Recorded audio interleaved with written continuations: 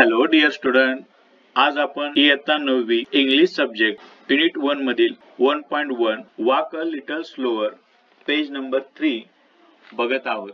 विद्यार्थी मित्रांनो, हे जे पोएम लिहिलेले आहेत हे अननोन ऑथर आहेत। ह्या पोएम कोणी लिहिलेले आहे हे अज्ञात आहे। तर आपण हे पोएम समजून घेऊया। Walk a little slower, walk a little slower म्हणजे हळूवार चाला।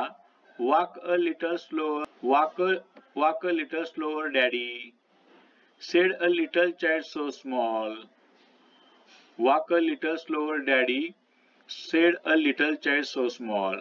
जो खूप लहान बाळ आहे तो त्याच्या वडिलांना म्हणतो, खूप हळूवार चाला, तुम्ही हळू चाला। I am following in your footstep, footstep याचा अर्थ होतो पाऊल खुणा। मी तुमच्या पाऊल खुणावर चालतो। And I don't want to fall म्हणजे मला पडायचं नाहीये, मला तुमच्या पाऊल खुणावर किंवा पाऊल वाट्यावर मला चालायचं आहे। नेक्स्ट सांगताचा आपण समजून घेऊया। Sometimes your step are very fast. Sometimes म्हणजे काही वेळा, समटाइम्स ह्या शब्दाचा अर्थ होतो काही वेळा। Sometimes your step are very fast, sometimes they are hard to see. काही वेळा तुमचे पावले स्टेप्स खूप फास्ट असतात आणि काही वेळा ते खूप कठीण सुद्धा असतात। So walk a little slower daddy, मग तो त्याच्या बाबांना, त्याच्या वडिलांना म्हणतो की तुम्ही हळूवार चाला। फॉर यू आर लीडिंग मी, कारण तुम्ही माझं नेतृत्व करताय। लीडिंग करणं, लीड करणं म्हणजे नेतृत्व करणं, कारण तुम्ही माझं नेतृत्व करताय, तुम्ही मला शिकवताय।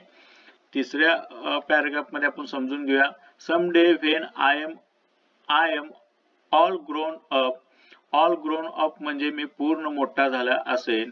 ऑल ग्रोन अप या शब्दाचा अर्थ इथे होईल मी पूर्ण मोठा झाला असेल। Some day when I am all grown up, ज्यावेळी मी संपूर्ण मोठा झालेला असेल। You are what I want to be, then I will have a little child. जसं तुम्ही माझ्यासाठी केला होता तसंच मला ही करावं लागणार आहे, मला ही पाऊल खुणा तयार करावं लागणार आहे। का तर then I will have a little child, त्यावेळी मी मोठा झाला असेल त्यावेळी मला सुद्धा एक लहान बालक असेल। जसं मी आता लहान आहे तसंच मी मोठा झाल्यावर मला पण एक लहान बाळ असेल। Who will want to follow me, तो मला किंवा माझ्या पावलावर पाऊल तो चालेल किंवा तो मला फॉलो करेल। मी सांगेल त्या पद्धतीने तो करण्याचा प्रयत्न करेन। जसं तुम्ही सांगताय त्या पद्धतीने मी जाण्याचा प्रयत्न करतो, तसा माझं लहान बाळ मी सांगतो तसं जाण्याचा प्रयत्न करेन, असे लेखक ते बोलतात। आणि शेवटच्या सांताजामध्ये जो पोएम आहे ते इथं सांगतात। And I wouldn't want to lead just right, lead म्हणजे नेतृत्व करणे, पुढे घेऊन जाणे।